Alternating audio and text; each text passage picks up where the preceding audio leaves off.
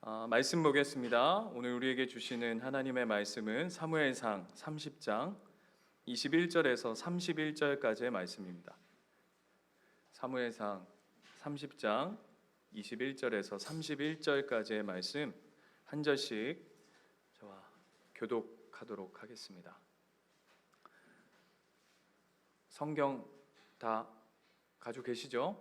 네.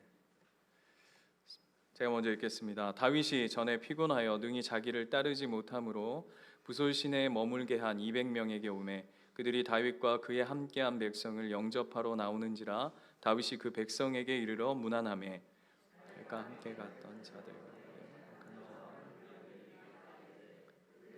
함께 가자 말씀주 우리가 도로 찾은 물건은 무엇이든지 그들에게 주지 말고 각자의 처자만 데리고 떠나가게 하라. 다윗이 이르되 나의 형제들아 여호와께서 우리를 보호하시고 우리를 치러 온 그 군대를 우리 손에 넘기셨은즉 그가 우리에게 주신 것을 너희가 이같이 못하리라.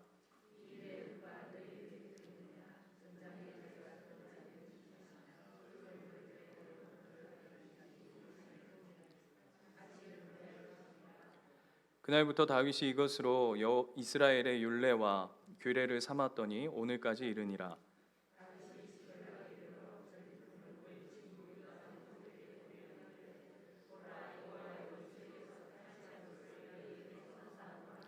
베델에 있는 자와 남방 라못에 있는 자와 얏딜에 있는 자와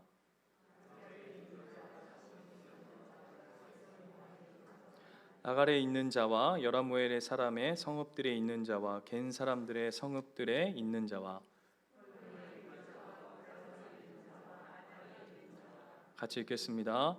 헤브론에 있는 자에게와 다윗과 그의 사람들이 왕래하던 모든 곳에 보내었더라. 아멘. 이렇게 사람과 사람 이렇게 만남을 가지다 보면 어떤 사람이 여러분 좋으십니까? 네. 저 같은 사람 네, 시작부터 비웃어 주셔서 감사하고요. 지내다 보면 그런 사람이 참 좋더라고요. 참 저 사람 괜찮다 하는 게 뭐냐면 그저 한결같은 사람. 이게 어려울 때나 뭐 그냥 평안할 때나 힘들 때나 또 상황이 만만치 않을 때에도 그저 이제 한 사람으로서 그냥 그 인생이 한결같이 이렇게 지속되어져 가는 그 인생이 참 복되다라는 것을 우리가 보게 되죠. 축원드리는 건 우리 예수님교회 모든 가족들, 우리 사랑하는 식구들이 하나님 앞에서나 사람 앞에서나 믿음으로 한결같이 달려가시는 여러분 되시기를 축원합니다. 아멘이시죠? 예, 그 사모함이 있습니다. 한결같은 사람, 하나님 앞에 한결같이 충성되이 살아가는 사람. 남편도 그렇잖아요. 남편이나 아내도 우리 아내, 우리 남편은 참 진득하니 한결같다. 반대로 한결같이 속색이는 사람 말고요. 한결같이 복된 사람.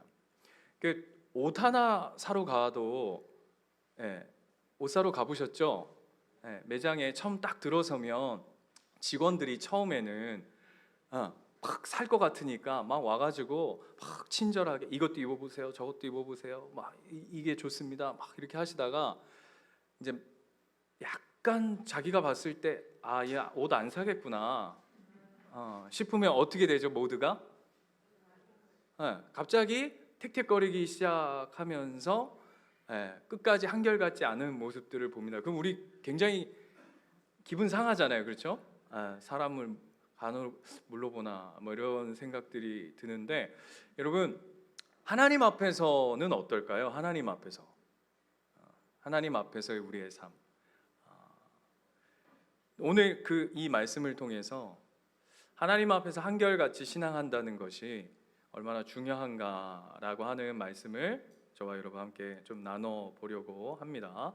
오늘 21절 말씀 한번 볼까요? 21절 말씀을 보면 지난주에 기억나실지 모르겠는데 지난주는 제가 안 했군요. 그 지난주에 그 다윗이 아말렉 추격해가지고 거기서 이기고 승리해서 그들에게 전리품을 이제 다 가지고 돌아옵니다. 그런데 그 전리품이 꽤나 많았던 것 같아요. 왜냐하면 그 아말렉이 지난번에 기억나실지 모르겠지만 그냥 시글락만 딱 이렇게 기습해서 뺏어온 게 아니라 뭐 블레셋, 유다, 막 여러 지역들을 급습해가지고 거기에서부터 사람도 데려가고 뭐 물건도 가져가고 뭐 그러지 않았겠습니까? 그러니까 전리품이 꽤 많았던 것 같아요. 그래서 말씀 26절 보면 다윗이 여기저기에다가 가지고 온 전리품을 나눠주는 이야기들이 있을 만큼 그래서 오늘 21절에 보면 그가 돌아옵니다. 돌아오는 길에 이제 전리품을 가지고 이제 승리를 해서 돌아오는데 누굴 만나냐 하면 누굴 만나죠? 부솔 시내에서 200명이 낙오한 사람들이 지금 어디 있나 싶어가지고 이제 기다리고 있는데 그 사람들을 이렇게 딱 만나게 됩니다. 여러분 그 200명의 마음이 어땠을까요? 200명. 네. 여러분 한번 생각해 보세요. 여러분은 그 다윗과 함께 한 400명에 속할 것 같습니까? 그 부솔 시내에서 찬바람에 이 바람 실어가지고 아이고 어깨야, 아이고 팔꿈치야, 아이고 허리야 이러면서 남겨진 200명에 가까울 것 같습니까?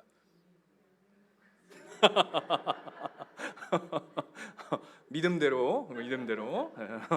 어쨌든 그 200명이 이제 다윗과 함께한 그 400명을 만나게 됩니다. 그런데 그게 이제 21절 우리가 읽었던 오늘 본문의 21절의 시작인데 이제 문제가 생깁니다. 그 문제가 뭐냐면 22절에 보면 다윗과 함께 갔던 자들 중에서 몇몇 사람들이 여기서는 이제 악한 자와 불량배라고 표현하는데요. 그들이 뭐라고 얘기하냐면 야 이렇게 얘기해요. 쟤들은 전쟁에 같이 가지도 않았는데 그 전리품을 쟤네들한테는 줄 수 없지 라고 얘기하면서 여기가 명령문이에요. 오늘 우리가 읽은 본문은 그냥 이렇게 그 이 악한 자와 불량배가 이 다윗한테 이야기하는 것처럼 되어져 있는데 원문은 그렇지 않아요. 그냥 이렇게 명령하는 거예요. 그 200명한테. 자, 한번 볼게요. 이렇게 돼 있는 거죠. 22절. 우리가 도로 찾은 물건은 무엇이든지 니들에게 줄 수 없다. 단 각자 처자만 데리고 떠나가라 이거예요. 그러니까 다윗한테 이걸 어떻게 나눕니까? 우리 지금 치열하게 전투해가지고 지금 다 뺏어서 승리하고 왔는데 얘네들은 지금 여기 널브러져가지고 쉬고 있었는데 왜 얘네들하고 나눕니까? 이거 나눌 수 없습니다. 생각해 보세요라고 권면하고 무슨 의견을 제시하는 게 아니라 얘네들이 그냥 명령하는 거예요. 그 남겨진 200명한테 너희는 이거나 가지고 저 아들 딸들이나 부인이나 챙겨가지고 그냥 돌아가라 이렇게 명령하는 겁니다. 굉장히 단호하죠. 제가 이제 이번 주 한 2주가 거의 초토화를 당했는데 지금 손이 거의 주부습진이 걸릴 정도로 지금 하루가 막 어떻게 지나가는지를 모를 정도로 지금 그러고 있는데 제가 저희 집에서 뭐 담당이냐면 음식물 쓰레기 버리고 재활용 분리수거하는 거 제가 이제 담당이거든요. 제가 젊은 시절 설거지를 원 없이 너무 많이 해가지고 여보 나 설거지만큼은 조금 당신이 좀 하고 나머지는 내가 좀 할게요 이렇게 돼가지고 좀 분리가 됐는데 제가 이제 분리수거를 이렇게 하러 가면 여러분 아시죠? 여러분 분리수거가 생길 때마다 보통 버리세요? 아니면 잔뜩 모아가지고 버리세요? 그렇죠. 막 그 모이는 것의 끝을 향해 가서 막 차고 넘칠 때 비로소 가져다 버리잖아요. 저희도 그렇거든요. 근데 이제 혼자 버리기가 양이 많아요. 예를 들면 음식물도 있고 뭐 또 분리수거도 있고 뭐 이러면 그래서 제가 꼭 갈 때 이제 저희 집에 총동원령을 내립니다. 아빠랑 이 재활용 같이 버리러 갈 사람 이렇게 딱 해요. 그러면 두 녀석이 딱 의견이 딱 반반으로 갈립니다. 그러면 아들은 벌써 옷 입고 있어요. 아들은 다다다다다닥 해가지고 옷 딱 입고 있고 둘째 녀석은 저를 안 봅니다. 저를 안 봐요. 소파에 딱 앉아가지고 소연이는 안 갈 거야? 그러면은 소연이 눈 껌뻑껌뻑. 이루는 아빠 나는 뭐 들고 가요? 그리고 막 이렇게 챙겨서 가요. 그래서 이제 재활용을 다 하고 이제 제가 그래도 재활용한 게 함께 했으니까 이제 상을 줘야 되지 않겠습니까? 그러면 이제 끝나고 슈퍼를 반드시 꼭 들립니다. 그러면 이제 먹을 걸 막 사요. 그러면 어떻게 하냐면 이제 뭐 아이스크림 사고 뭐 이렇게 사잖아요. 이제 가지고 들어옵니다. 가지고 오면 어떤 일이 벌어질까요? 소윤이가 그렇게 잠잠해 있던 소윤이가 갑자기 자기 오빠를 급습하여서 막 자기 아이스크림 안 사왔냐, 자기 음료수 안 사왔냐 막 이래요. 그럴 때 저희 아들이 아주 이 섬광과 같이 하는 이야기가 있어요. 너는 일하지도 아니하였거늘 어찌 먹고자 하느냐. 목사 아들이라고. 예, 막 아주 단호합니다. 막 오늘 이 불량배와 같아요. 줄 수 없노라. 너는 쓰레기 버리지도 않았잖아. 뭐 아시죠, 이 애들. 예. 그런데 우리 아들이 좀 이 아빠를 닮아서, 아버지를 닮아서 인자와 사랑과 이 애정이 조금 있어요. 그래서 어떻게 하냐면 예를 들면 지는 한 1,000원짜리 아이스크림을 샀다. 그러면 동생은 한 500원짜리를 이렇게 쓱 가져다가 넣어놓는 거예요. 그러면서 이렇게 차등을 주는 거죠. 이해되십니까? 여러분 어떻게 생각하세요? 합리적이죠? 네, 오늘 얘네들 이놈들 22절에 얘네들이 하는 이야기가 나름 합리적이지 않아요? 나 가서 싸우고 왔는데 니들은 여기 있지 않았냐? 내가 어떻게 니들하고 같이 나눌 수 있겠냐? 똑같이. 그러니까 나는 니들 처자 내가 구해왔잖아. 우리가 구해왔으니까 걔네들이나 그 자식들이나 데리고 돌아가라 라고 얘기하는 거라고요. 그런데 23절을 보면 그에 대한 다윗의 반응은 또한 굉장히 단호합니다. 그렇죠? 23절 한번 볼까요? 다윗이 이르되 나의 형제들아 여호와께서 우리를 보호하시고 우리를 치러 온 그 군대를 우리의 손에 넘겼은즉 그가 우리에게 주신 것을 너희가 이같이 할 수 없다라고 얘기해요. 안 된다는 거예요. 안 된다는 거예요. 그렇게는 절대 안 돼라고 얘기한다고요. 여러분 제가 우리 아이들 예를 들어서 별로 이렇게 팍 안 와닿는 것 같은데 저희 교회가 예를 들어서 한 5년쯤 지났다고 합시다. 5년쯤. 근데 어느 날 제가 이렇게 얘기하는 거예요.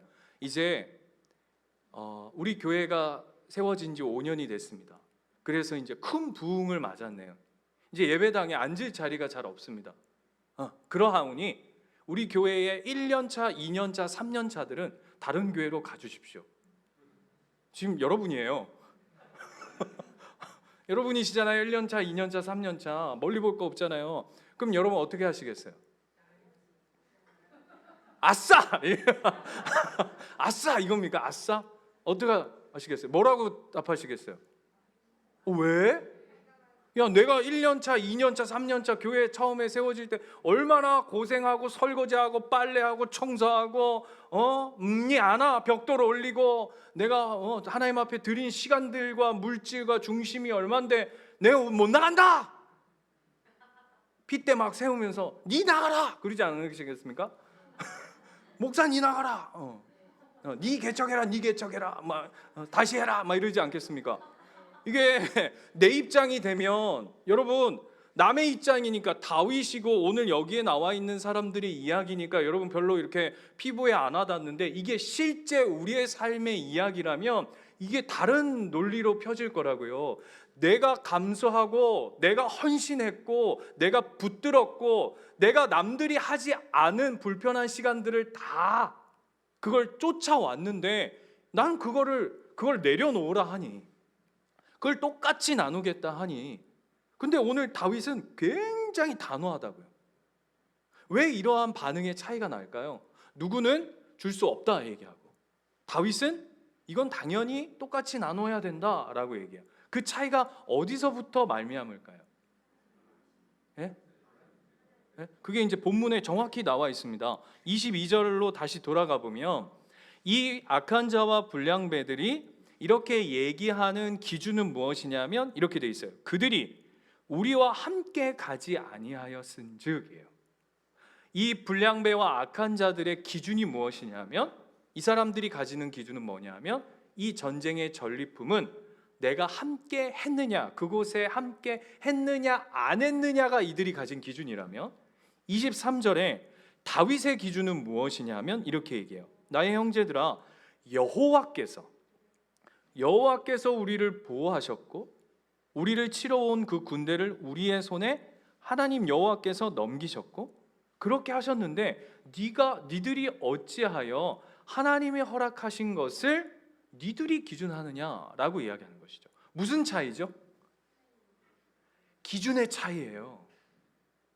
불량배와 악한 자들이 가지고 있는 자기 기준, 우리와 함께 하지 않았다라고 하는 기준과 다윗은 그 기준이 너희들에게 있는 게 아니라 나에게 있는 것이 아니라 하나님께서 하셨다라고 하는 그 기준의 차이에서부터 이런 시각들이 벌어지기 시작하는 거죠. 그래서 오늘 본문에 보면 여기에 보면 악한 자와 불량자라고 되어 있는데 깡패죠, 그죠? 왜 깡패죠? 예? 예를 들어서 이런 사람이 교회에 있다고 한번 생각해 보세요. 여러분 그 사람들 깡패라고 할까요? 아니요, 아까 얘기하신 것처럼 우리 아들한테 아주 합리적이네 라고 얘기하는 것처럼 그래, 교회의 어떤 일들은 그렇게 딱딱 질서에 맞게 효율에 맞게 그렇게 가는 게 맞지. 안 했으면 일하지 않은 자 먹지도 말라 했는데 왜 니들 거기다 밥숟가락 올리냐라고 한다면 얼마든지 이해하는 쪽으로 갈 수 있을 거라고요. 그런데 성경은 이들을 일컬어 뭐라고 얘기하냐면 악한 자와 불량배라고 얘기한다고요. 여러분 기억나실지 모르겠지만 사무엘상 2장으로 한번 돌아가 볼까요? 사무엘상 2장. 여러분 사무엘상 2장 두 아들이 등장합니다. 기억나십니까? 누구의 아들이죠? 한나는 두 아들이 아니죠. 엘리 제사장의 두 아들이 2장에 등장하는데 12절을 보면 그 아들을 일컬어 뭐라고 성경이 이야기하냐면 이렇게 얘기해요. 엘리의 아들들은 행실이 나빠 여호와를 알지 못하더라. 그러면 이렇게 오해할 수 있어요. 그들이 나쁜 짓을 하니까 하나님이 그들을 모르게 하셨다. 이게 아니에요. 그들은 원문적으로 표현하면 그들은 행실이 나빴다. 그리고 그는 여호와를 알지 못했다. 쉽게 말하면 그를 나쁜 놈이라고 얘기하고 악한 자라고 얘기하고 불량배라고 얘기하는 그 기준이 뭐냐 하면 바로 여호와를 알지 못했다라는 것이에요. 오늘 본문식으로 해석해 보자면 기준이 틀어져 있는 것이죠. 그 기준을 하나님의 기준으로부터 떠나 있는 자를 성경은 뭐라고 얘기하냐면 그를 악한 자요, 그는 나쁜 놈이요, 그는 불량배라고 얘기한다고요.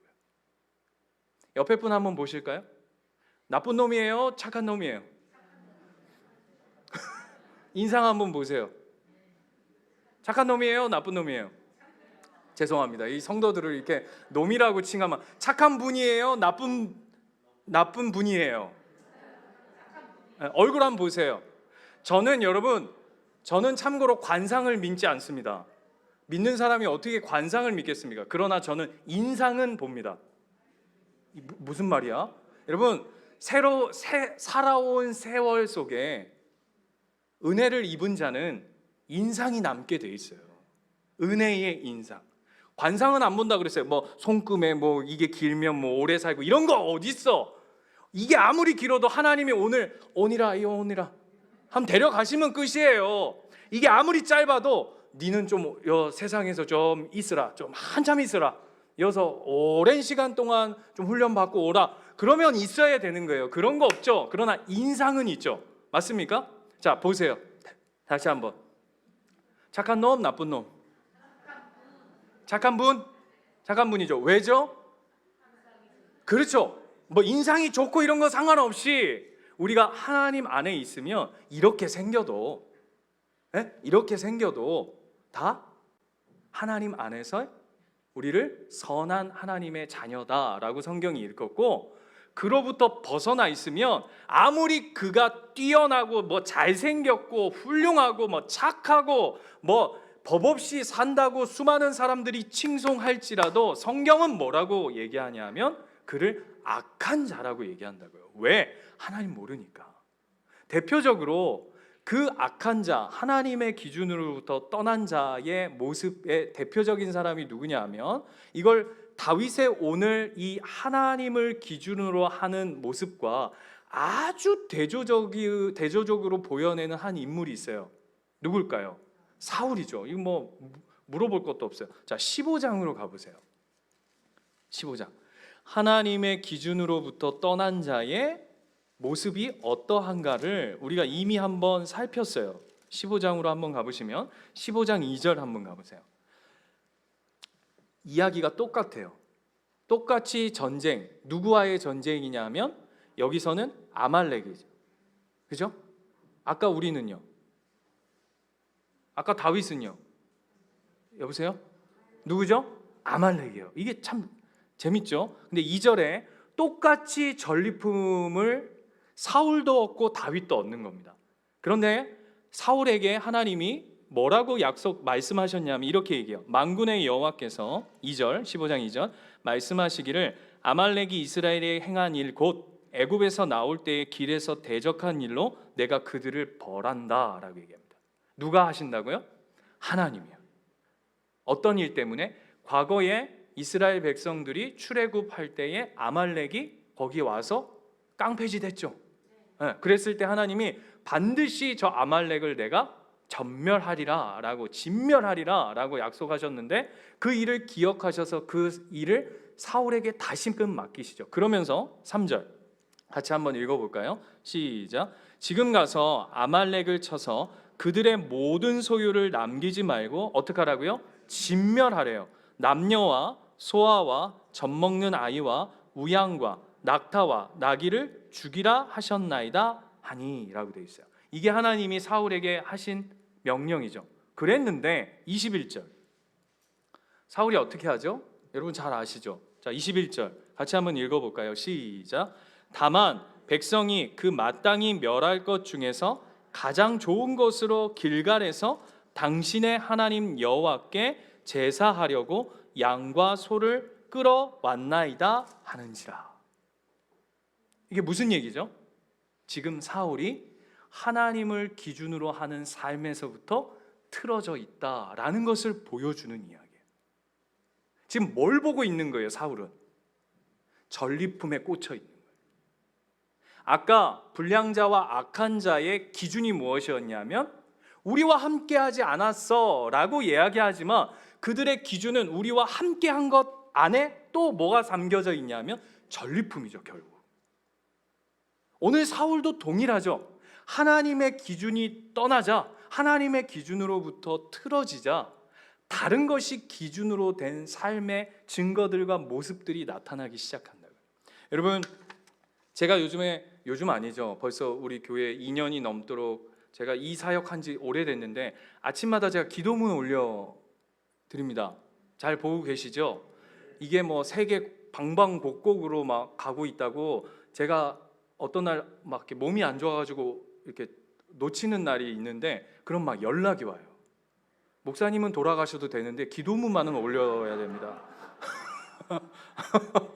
예, 그래서 이게 뭐 제 것도 아니니까 또 하나님 이걸 통해서 주시는 은혜들이 크니까 제가 이 사명을 멈추지 못하고, 저 원래 한 1년만 하고 끝낼라 그랬는데 멈추지 마소서 해가지고, 근데 더 웃긴 건 이 기도문을 내시는 목사님이 이제 한 권 하면 끝날 줄 알고 저도 이제 이거 한 권 하면 끝나겠구나 하는데 2권을 내고, 또 2권 하면 끝나겠구나 이제 3권을 내고, 3권 하면 끝나겠구나 4권을 내고 막 이래가지고 저도 지금 멈추지 못하고 있는데, 여러분 토요일 어제죠, 어제 기도문 기억나세요?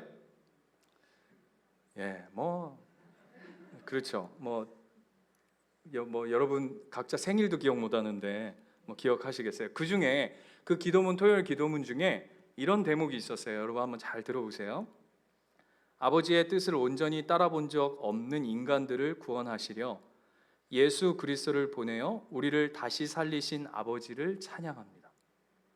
값없이 받은 이 은혜가 차고 넘치도록 과분하다는 것을 고백합니다.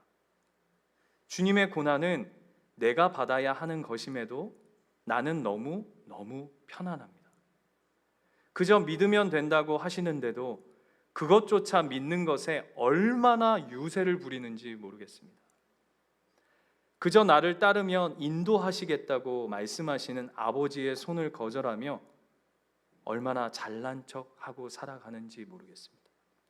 여기가 제 마음을 확 사로잡은 기도 내용이었어요. 마치 내가 예수를 위해 죽은 마냥, 예수님이 나를 위해서 돌아가신 게 아니라 내가 예수님을 위해 죽은 것 마냥 오만한 신앙생활을 용서하여 주시옵소서. 정말 제 이야기 하는 것 같아서 한참 이 기도문 앞에 머물러 있었던 것 같아요.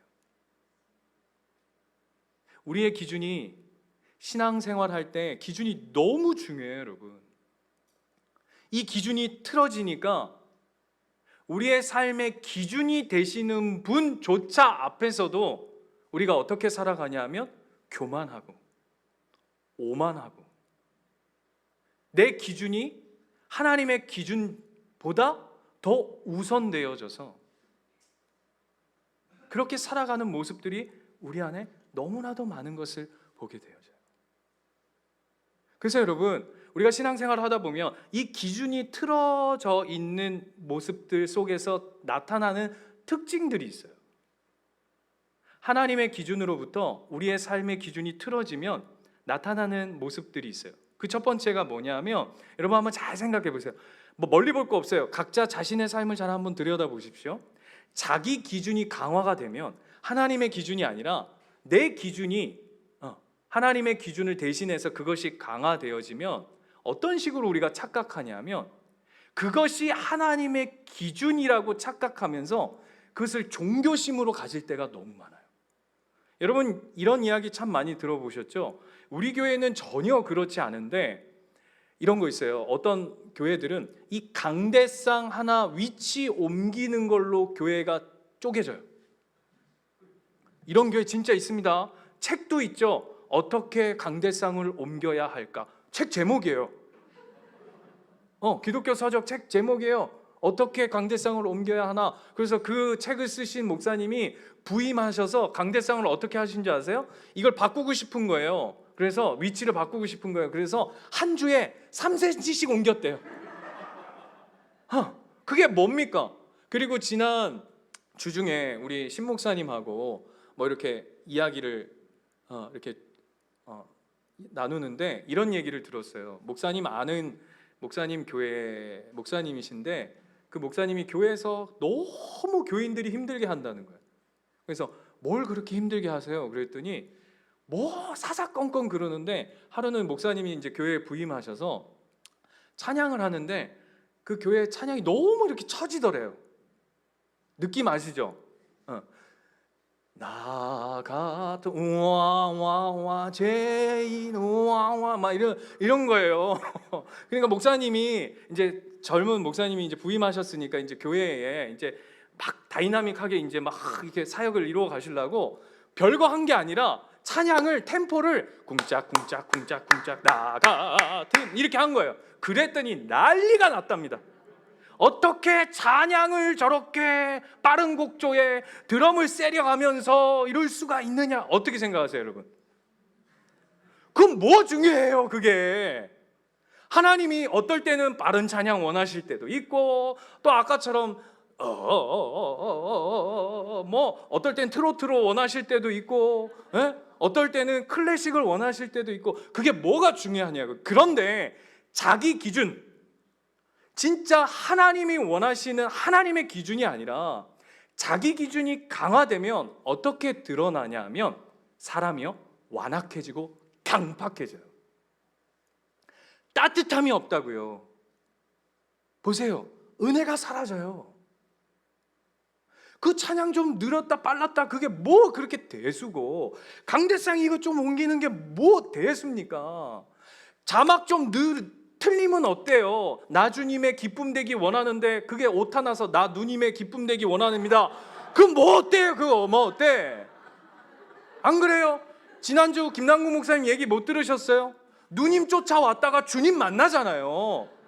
그럼 뭐 대수? 그 뭐 살고 죽을 그것 때문에 천국 가고 지옥 가고 합니까? 그런 거 아니잖아요. 그런데 그 기준, 이건 아니야 라고 하는 자기 기준이 강화되어지고 어느 순간부터 하나님의 기준으로부터 틀어지고 멀어지면 교회의 분위기와 삶의 신앙의 모습들이 어떻게 되냐면 딱딱해지고 굳어지고 은혜가 없고 사랑이 없고 메마른다고요. 오늘 본문 보세요. 이 불량배와 악한 자의 모습이 딱 그거 아닙니까? 줄 수 없어. 왜 그걸 우리가 나눠? 우리 9살 된 저희 아들도 지 동생한테 지 1,000원짜리 먹으면 500원짜리 나눌 수 있는 마음이 있어요. 근데 은혜가 없고 하나님의 기준으로부터 떠나면 이렇게 삭막해지는 거예요. 여러분 잘 기억하셔야 돼요. 그리고 그걸 종교심으로 끌어안아서 고집을 부려요. 여러분 잘 들여다봐야 됩니다. 이게 나의 의가 나의 기준인가 아니면 진짜 하나님의 기준인가? 두 번째, 이 자기 기준에 하나님의 기준으로부터 틀어져 있는 사람들의 특징이 뭐냐면 두 번째 특징이 상황에 끌려다녀요. 상황과 환경 따라 왜? 기준이 명확하지 않으니까 막 이리저리 흘러나요. 두 번째, 분별력이 없는 거죠. 그래서 여러분 잘 보십시오. 분별력이 없어서 상황에 끌려다니는 그 자기 기준의 오름에 끌려다니는 사람들의 그래서 어떤 공격들이 많냐면 사단이요 그 가만 내비로 두겠어요. 그래서 어떻게 공격하냐면 계속 그 상황과 문제들을 사탄은 만들어주는 거예요. 하나님의 오름과 하나님의 기준으로 갈 수 없게끔 그 부분을 계속 건드는 거죠. 상황만 더 건드리면 그래서 우리가 신앙생활 하다 보면 아이고 쟤는 신앙생활 잘 하다가 어떻게 저 부분만 가면 늘 저렇게 자빠진다. 있죠? 지금 눈 껌뻑껌뻑하면서 저 목사 지금 내 이야기 하나 각자 얘기하는 거예요. 어떤 상황과 문제만 탁탁 건들면 그 상황 안에 묶여가지고 거기에 질질질질 끌려다니는 모습들이 우리한테 너무 많잖아요. 왜? 그게 내 기준 속에 살아가고 있는 우리의 모습들 때문인 거예요. 예를 들까요? 이런 이야기가 있어요.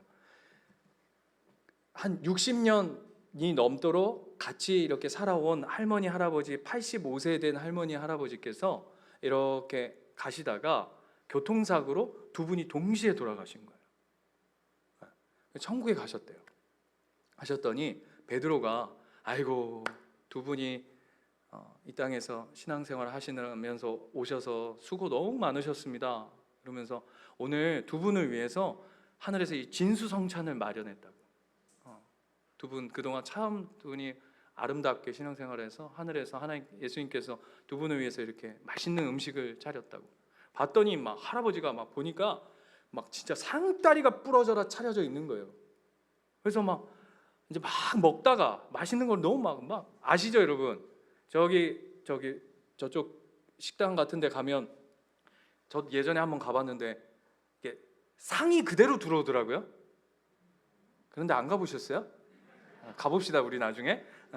그냥 와서 이렇게 반찬을 놓는 게 아니고 상 한 막 수십 개 반찬 나아진 상 자체가 와가지고 그냥 이렇게 껴주더라고요.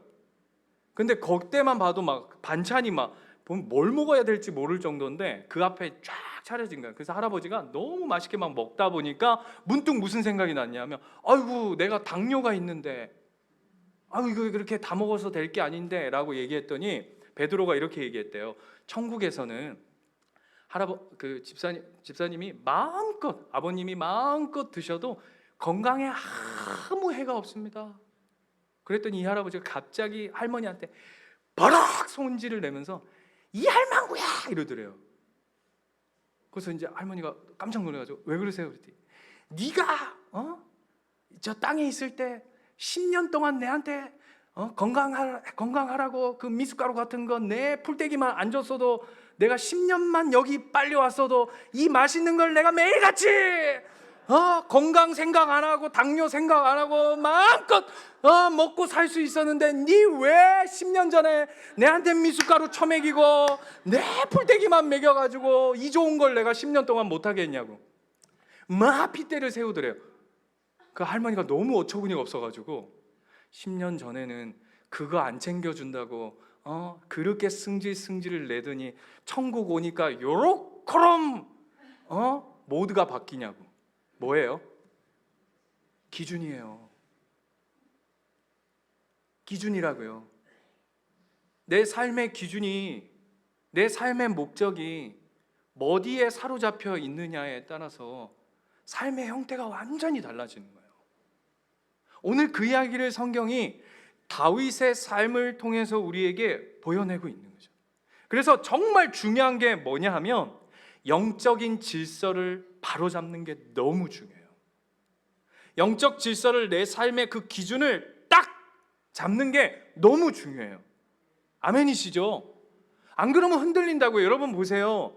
이게 기준을 어디로 잡느냐에 따라서 여러분 이게 쏠릴 수밖에 없어요. 그게 신앙생활도 똑같아요.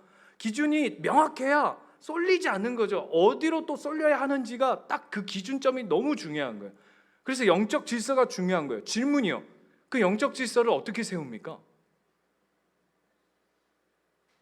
네? 영적 질서를 어떻게 세워요? 요즘에 우리 예수님교회 성도님들 버전이 있는데 와야 와. 네. 오늘 아침에 그 연변에서 이사 오셨다고, 연변에서 이 양산에 이사 오셨는데 저희 교회 예배 드리러 오고 싶다고 해서 여기 오셨는데 말투가 연변 분이시더라고요. 그래서 아기가 4살이라고 하는데, 그래서 딱 듣는 순간 그렇구나, 너무 잘 오셨다고. 우리 교회가 이제는 어떤 연변, 이 글로벌, 나중에 제가 어느 날 영어로 설교하는 날이 반드시 오지 않겠습니까? 오케이, 땡큐 뭐 이렇게만 하면서 뭐 여러분 방언하시는 거죠? 뭔 얘기 하려다 이러는지 모르겠지만 아무튼 영적 질서를 세우는 게 너무 중요해요. 그런데 오늘 본문에서 그러면 그 영적 질서를 어떻게 세우느냐라는 것을 어떻게 하나님 보여내시냐면, 자 본문으로 돌아가 보세요. 30장 26절부터 보면, 26절부터 이야기가 뭐냐면 다윗이 그 전리품을 가지고 와가지고는 26절 보세요. 같이 한번 읽어볼까요? 시작. 다윗이 시글락에 이르러 전리품을 그의 친구 유다 장로들에게 보내어 이르되 보라, 여호와의 원수에게서 탈취한 것을 너희에게 선사하노라 하고 라고 되어 있어요. 꼭 어떤 느낌이죠? 원래 원문은 그의 친구 유다 장로 이렇게 되어 있는데, 그러면 어떤 느낌이냐면 장로하고 다윗하고 무슨 이게 친구인 것 같잖아요. 근데 다윗은 아직 쉽게 말하면 아직 30대 아닙니까? 그렇죠? 30대 아무튼 젊을 때잖아요. 기껏해야 뭐 한 20, 30대 뭐 이 정도 나이잖아요. 근데 장로라고 한다면 어느 정도 나이냐 하면, 여기서의 장로란 장로님들을 얘기하는 게 아니라 나이 많은 어른들을 얘기하는 거예요. 예를 들면 오늘 정성복 집사님이나 정순설 집사님 오늘 이제 뭐 칠순하시고 이러는데, 제가 어느 날 정성복 집사님한테, 어르신한테 제가 나의 친구 나의 친구 정 집사님 이러면 여러분 뭐라고 하시겠어요? 저 미쳤나 저게? 저 제정신이가 어르신한테. 그 이야기가 아니에요. 여기는 그의 친구 콤마 유다 장로들이에요. 이해되십니까? 그러니까 친구 따로, 유다 장로들 따로예요. 근데 그러면 꼭 뭐 같아 보이세요? 그 뒤에 보면 너희에게 선사하노라. 그 다음에 이제 어떻게 되죠? 다윗이요? 31장, 다음 주에 31장에 이제 사울이 죽어요. 그리고는 이제 다윗이 등극한단 말입니다. 꼭 뭐 하는 것 같아 보이세요? 네? 여러분 최근에 그 개봉한 킹메이커라고 하는 영화 보셨습니까? 킹메이커 뭐 보셨어요? 네, 그 정치 영화죠. 네, 누구 나오는지도 모르시고.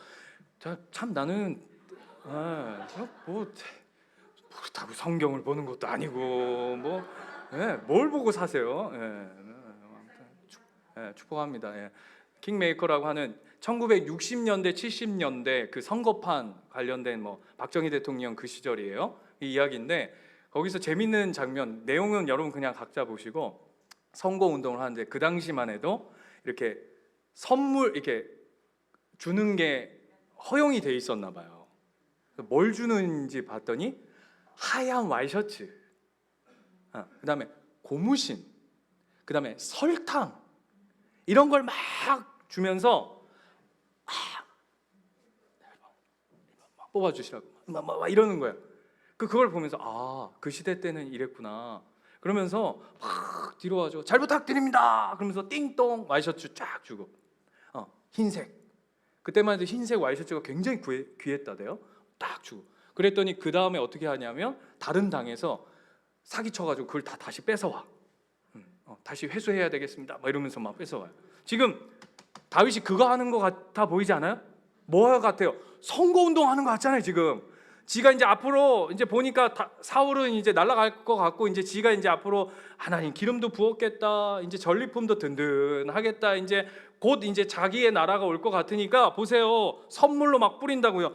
얘들한테만 주는 게 아니에요. 유다와 장로들에게 주는 게 아니라 뭐 베델에 있는 라몬, 뭐 이름도 모르는 신못, 뭐 열한무예, 뭐 난리 났죠. 그리고 맨 끝에 가보세요. 31절 뭐라고 되어 있냐면 헤브론에 있는 자에게와 다윗과 그의 사람들이 왕래하던 모든 곳에 보냈대요. 어때 보여요? 앞에는 하나님의 기준으로, 하나님을 기준으로 단호하게 이건 나눠야 된다라고 얘기하는 어떤 다윗의 모습과, 뒤에 여기저기 선물 공세하면서 선거운동하는 것 같은 다윗의 모습은 약간 상반돼 보이지 않으세요? 목사님, 네가 지금 구도를 그렇게 짜서 그렇지 우리 다윗님이 그럴 뿐이 아니다. 그럴 뿐이 아니죠. 그러면 오늘 본문은 왜 이런 이야기를 여기다 이렇게 던져놨을까?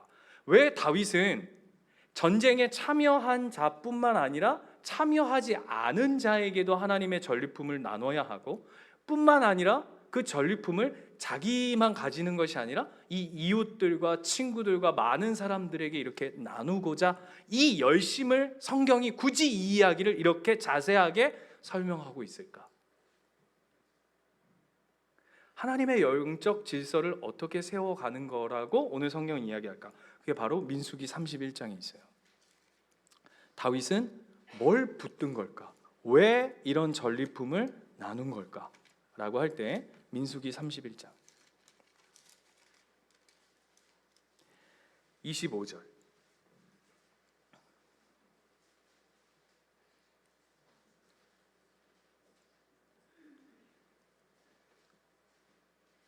민수기 31장 25절 찾으셨어요? 같이 한번 읽어보겠습니다. 시작. 여호와께서 모세에게 말씀하여 이르시되 너는 제사장 엘르아살과 회중의 수령들과 더불어 이 사로잡은 사람들과 짐승들을 계수하고 그 얻은 물건을 반분하여 그 절반은 전쟁에 나갔던 군인들에게 주고 절반은 누구에게 주라고요? 회중에게 주래요. 하나님이 이미 이스라엘 백성들에게 전리품이 생기면 어떻게 하라고 미리 다 말씀해 놓으셨어요. 그 다음 보세요. 제가 읽어드릴게요. 28절 전쟁에 나갔던 군인들은 사람이나 소나 낙이나 양떼의 500분의 1을 여호와께 드릴지니라. 기억하세요. 그리고 곧 이를 그들의 절반에서 가져다가 여호와의 거제로 제사장 엘르아살에게 주고, 또 이스라엘 자손이 받은 절반에서는 사람이나 소나 낙이나 양떼나 각종 짐승 50분의 1을 가져다가 여호와의 성막을 맡은 레인에게 주라. 하나님 뭐라고 말씀하셨다고요? 회중에게 나눠주고, 그에게 이웃들에게 나눠주고, 그 다음에 함께 하고 있는 그 쉽게 말하면 예배를 섬기는 자들과 나누라 그랬어요. 핵심이 뭐냐면 그것을 여호와께 드리라 라고 얘기해요. 이유가 뭐죠? 하나님이 이 전리품을 얻게 하신 분이시다라는 것을 고백하는 자리에 세우는 것이죠. 그래서 다윗이 어떻게 하냐면 거기에 널브러져 있는 200명에게도 나눠주는 거예요. 뿐만 아니라 그 주변에 자기가 함께 했던 모든 사람들에게 나눠줘요. 왜죠? 아까 뭐라 그랬죠? 회중에게 나눠주고 뿐만 아니라 많은 예배를 섬기는 자뿐만 아니라 여호와께 드리라 그랬어요. 그런데 지금 다윗은 자기와 함께한 사람들 중에 레위인이 있습니까? 여보세요? 예? 예배 섬기는 자들이 있어요? 누구 하나 있죠? 도망 온 제사장 하나 있죠. 그러면 여호와께 드립니다 라고 하는 것을 가장 보편적으로 드러낼 수 있는 사건이 뭐예요? 오늘 이 말씀을 쫓아 하나님의 백성들과 함께 나누는 삶을 사는 것이죠. 그것이 오늘 다윗이 하나님을 기준으로 살아갑니다 라고 하는 삶의 첫 번째 드러나는 그 중심이 뭐냐면 바로 하나님의 말씀을 중심을 가지고 중요하게 붙들고 신실하게 성취해 나가고 있다는 거예요. 너무 중요한 거예요, 여러분. 너무 중요한 거예요. 그래서 하나님도 이렇게 얘기하시죠. 너희는 외모를 보나 나 여호와는 중심을 본다. 그 중심이 뭐예요? 하나님의 기준. 그 하나님의 기준이 뭐예요? 네가 정말 하나님의 말씀을 쫓아 하나님의 말씀을 따라 하나님의 말씀을 네 삶의 우선순위를 두고 살아가고 있느냐? 그냥 말만 하는 자들 말고 하나님 말씀이 중요해요. 하나님이 하셨어요. 교회 건물 막 어마무시하게 무슨 초호화 건물처럼 지어놓고 이 현수막으로 하나님이 하셨어요. 그게 써놓는 게 하나님이 하신 거 아니죠? 진짜 하나님의 말씀이 그 교회와 그 삶과 그 성도와 그 목회자의 삶의 중심으로 진짜 삶 속에 드러나고 있는지, 그 말씀을 철저히 그게 좋을 때나 나쁠 때나 살만할 때나 어려울 때나 고난 중에서나 평안할 때나 그 말씀을 쫓고 살아가고 있는지를 물으시는 거예요. 그걸 드러내고 있는 거예요. 누구를 통해? 다윗을 통해. 그래서 여러분 반드시 기억하십시오. 우리가 신앙생활할 때 하나님의 기준, 하나님의 말씀에 이 쫓는 게 너무 중요해요. 그래서 늘 되새겨야 돼요. 그게 뭐냐면 어떤 것이 나에게 늘 이로울까를 우리는 늘 생각하죠. 그죠? 뭘 선택하거나 뭘 행할 때 아침에 눈 뜨면 내가 뭘 어떻게 하는 것이 내 삶에 의로울까? 나에게 득이 될까? 우리는 그렇게 생각하며 살아가는데 아니요. 우리는 늘 되새겨야 할 것, 내 마음에 묵상해야 하는 것, 아침에 눈 뜨면 큐티하고 아침에 눈 뜨면 기도하고 우리가 눈 뜨면 말씀 앞에 서는 이유가 뭐냐 하면 과연 나는 어떤 것이 하나님의 뜻일까를 집중하는 거예요. 내 삶에 뭐가 하나님의 뜻일까? 어떤 게 하나님의 뜻일까? 늘 그걸 주목하고 집중하는 거예요. 그래서 저는 저와 우리 사랑하는 우리 예수님교회 모든 가족들이 그로 말미암아 하나님의 말씀의 기준으로 사로잡혀서 하나님의 선한 하나님의 도구로 그래서 따뜻하게 섬기고 이리저리 상황에 끌려다니는 사람들이 아니라 상황을 넘어서고 문제를 이겨내고 눈물과 한숨을 버텨내며 하나님의 말씀을 쫓아가는 하나님의 거룩한 백성들 되시기를 축원드립니다. 한 친구가 둘이서 저녁 식사를 하기 위해서 어떤 식당에 있었대요. 한 친구가 약속 시간보다 늦어가지고 한 친구가 이제 친구 기다리면서 먼저 이제 식사 아시죠? 뭐 이렇게 삼겹살 뭐 이렇게 굽고 뭐 이렇게 준비를 하고 있었던 거예요. 근데 그 사이에 어떤 할머니가 이렇게 오시더니 막 굉장히 이렇게 남루한 모습으로 아이고 저기 사장님 내 손녀가 지금 너무 아파가지고 죽어가는데 나 요거 하나만 팔아주면 요거 하나만 사주면 우리 손녀 아픈데 큰 도움이 될 것 같다고 나 좀 너무 도와주라고 그분이 보니까 저 같은 거예요. 무슨 얘기인가 싶으실 텐데 너무 국률한 마음이 생겨서 할머니가 이제 껌을 들고 오셨는데 그 껌을 그냥 통째로 다 산 거예요. 할머니 이거 나 다 주시고 이거 가지고 가셔서 손녀 돌보시라고. 그리고 이제 할머니가 나가면서 친구가 이렇게 들어온 거예요. 그러면서 친구가 들어오면서 첫 마디가 야, 너 저 할머니한테 껌 샀지? 그래서 어떻게 알았어? 그때 너 얼마 사기 당했네 이러더래요. 뭔지 아시죠? 저도 많이 당했어요. 저 예전에 서울 살 때 동서울 터미널에 가면 껌 파시는 할머니 계시거든요. 네. 벤츠 타고 다니세요. 뭐 농담처럼. 아무튼 그런데 속았네. 저 할머니 손녀도 없어. 손녀 없어. 거짓말이야. 사기친 거야. 그랬더니 그 이야기를 들은 친구가 이렇게 얘기했대. 그럼 됐네. 그럼 됐지. 손녀 없으면 손녀 안 아픈 거네. 무슨 말인지 아시겠어요? 그럼 됐지. 그 껌 한 10통 사봤자 얼마입니까? 예? 여러분 얼마 줬을 것 같아요? 여러분이시면 10통, 껌 10통, 여러분 지갑에 있는 거 한 5만 원 드렸겠죠, 그죠? 한 5만 원, 10만 원?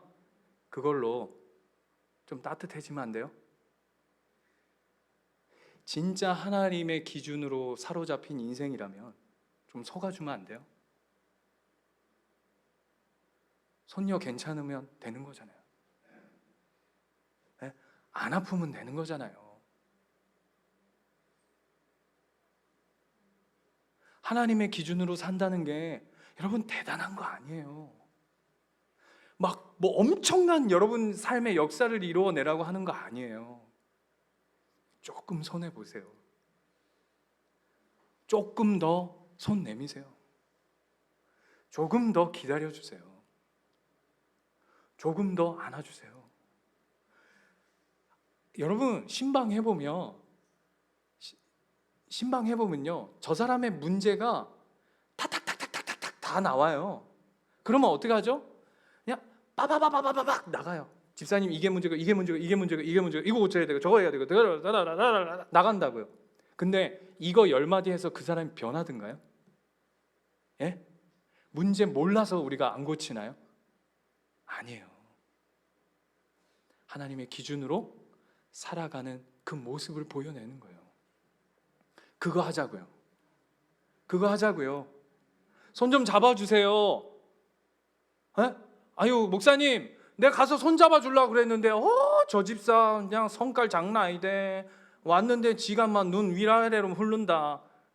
내가 기분 나빠가지고 그냥 그래도 잡아주세요. 그냥 지는 우리 어머니 돌아가셨을 때 장례식에 와보지도 않고 그 뭐 조의금도 하나도 안 보내더니 지 장례라고 내한테 카톡 보내가지고 몇 시 몇 분 몇 호실 요런 아주 그냥 보내주세요. 그거 하는 거예요, 여러분. 신앙이 도대체 뭡니까? 신앙생활 한다는 게 하나님의 기준으로 산다는 게 뭐예요, 도대체가? 이렇게 예배 드리고 하나님 기준 아닌 세상 사람들과 똑같이 살면 우리가 뭐가 달라지는 거예요? 오늘 묻는 거예요. 다윗한테 그것 좀 나눠라. 그것 좀. 네 거니? 그 유명한 이야기 있잖아. 이게 다 네 끼가? 네 끼가 내 끼지? 하나님 거잖아요, 다. 하나님 지난주에 말씀하셨죠. 여러분이 왜 부자냐고요. 하나님이 여러분에게 주셨으니까 부자지. 네 게 아니라고요. 그거 하자고요, 여러분. 하나님의 말씀을 기준으로 살아가는 자. 제가 코로나 걸렸잖아요. 지금 걸렸다는 게 아니고 걸렸었잖아요. 그래서 그 코로나 걸리면 그 나라에 신청하는 게 있더라고요. 뭐 이렇게 무슨 지원금. 그래서 저 신청할 때만 해도 뭐 꽤 한 20 몇만 원씩 이렇게 줬던 것 같은데 원체 많아 놓으니까 이제 10만 원대로 다 이렇게 줄이고 지금은 뭐 또 안 준다 뭐 이런 얘기도 있던데 맞습니까? 예, 그랬더니 그 얘기를 들은 저희 와이프가 뭐라 그러냐면 아니 그럴 거면 이럴 줄 알았으면 일찍 걸릴 걸. 지금 뭐 해가지고 뭐 돈도 못 받고 뭐 그래서 제가 뭐라 그랬냐면 사모님